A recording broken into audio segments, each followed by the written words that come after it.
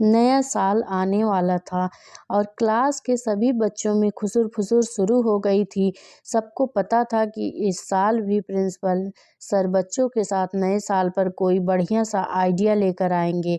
Class का monitor Dipesh duster से 10 बार black board पोंछ चुका था, पर प्रिंसिपल सर ने अभी तक एंट्री नहीं ली थी।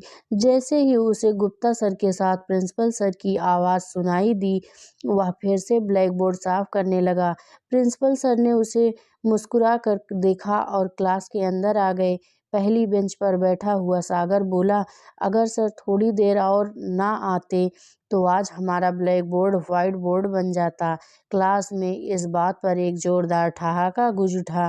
प्रिंसिपल सर बोले, इस बार नए साल के पहले दिन को हम सब बिल्कुल अलग तरह से मनाएंगे। सभी बच्चे मुस्कुरा उठे। सर जल्दी बताइए, हम तो कब से इंतजार कर रहे हैं। नैना ने तुरंत कहा, इस बार सभी बच्चे अपने माँ पापा और मम्मी के साथ स्कूल आएंगे और सबके मम्मी पापा अपने बारे में थोड़ा थोड़ा बताएंगे। बच्चे खुशी से चीख उठे। मम्मी पापा के साथ उनके अनुभव शेयर करने की बात सुनकर सबको मज़ा आ गया, पर क्लास में अचानक ही जैसे कोई निर्जीव बन गया था, तो वो था शिवू।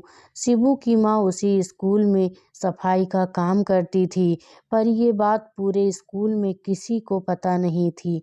तभी शिवू का दोस्त मिहिर बोला, आज तक तूने हमें अपनी मम्मी से नहीं मिलवाया है। इस बार तो हम उनसे ढेर सारी बातें करेंगे। शिवू तुरंत वहाँ से उठकर चला गया। शाम को जब माँ घर लौटकर आई तो वह सिरदर्द का बहाना करते हुए औंधा पड़ा रहा। ना उसने होमवर्क किया और ना ही खाना खाया। पता नहीं क्लास की सब बातें सोचते हुए वह कब सो गया। सपने में भी उसे उसकी क्लास के बच्चे उसकी माँ का मजाक ही उड़ाते दिखे। आखिर नया साल आ ही गया। शिवू का मन स्कूल जाने का बिल्कुल नहीं था। माँ जितनी बार आवाज़ लगाती वह चादर और कसकर पकड़ लेता। माँ ने शिवू का माथा चूमते हुए कहा, नया साल बहुत बहुत मुबारक हो।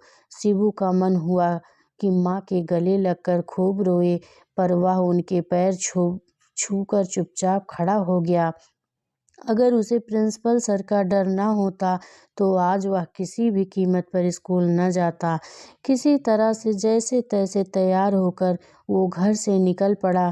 थोड़ी ही आगे जाने पर उसके मोहल्ले के 2 बच्चे उसे कूड़े के ढेर के पास प्लास्टिक की बोतलें बीनते हुए मिले। एक बच्चा बोला, सुनो शिवू। शिवू उसकी आवाज़ सुनकर रुक गया। वह बच्चा बोला, हैप्पी नई ईयर। शिवू मुस्कुरा उठा और बोला, हैप्पी न्यू ईयर कहते हैं। हाँ, हमें सही पता नहीं है। हम स्कूल नहीं जाते हैं ना तुम्हारी तरह। वह बच्चा प्लास्टिक की बोतल को थैले में रखते हुए बोला, हाँ, जिस समय तुम स्कूल बैग टांग कर घर से निकलते हो उसी समय हमें एक कूड़े का थैला लेकर निकलना पड़ता है। तभी एक बच्चा दूसरे से बोला, इसकी मम्मी बहुत अच्छी है। वह इसके पापा के नहीं होने पर भी इसे रोज़ स्कूल भेजती है, वरना इसे भी रोज़ सुबह हमारी तरह। इसके आगे शिवू कुछ सुन नहीं सका। उसकी आंखों में आंसू निकल पड़े और वह रोते हुए घर की ओर दौड़ पड़ा, माँ को अपने साथ स्कूल ले जाने के लिए।